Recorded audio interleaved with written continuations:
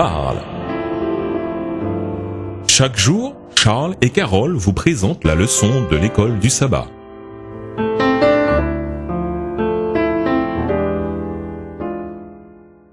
Bonjour chers auditeurs, Bonjour à tous. nous voilà à la leçon numéro 9, allant du 23 au 29 novembre. L'instruction du jugement. Étude de la semaine, Daniel 7, Genèse 3, les versets 8 à 20, 2 Timothée 2, le verset 19, Psaume 51, verset 6, 2 Corinthiens 5, verset 10, Psaume 96, les versets 11 à 13.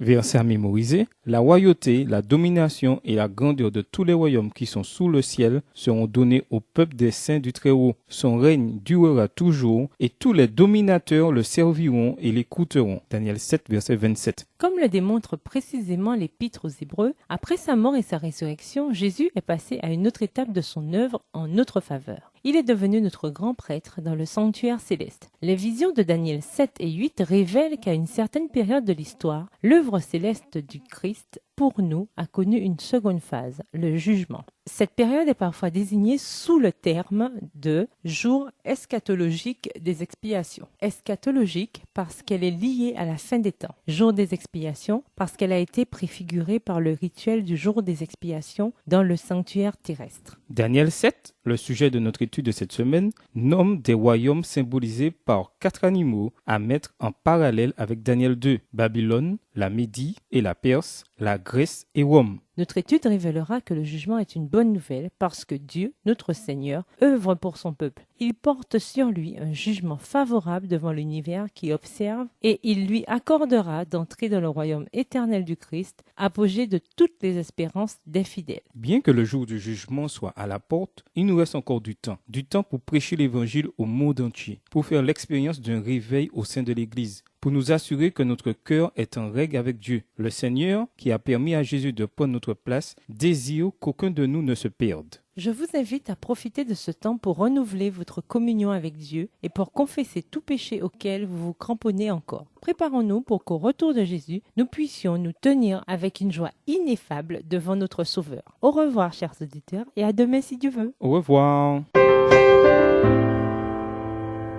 Dieu nous parle.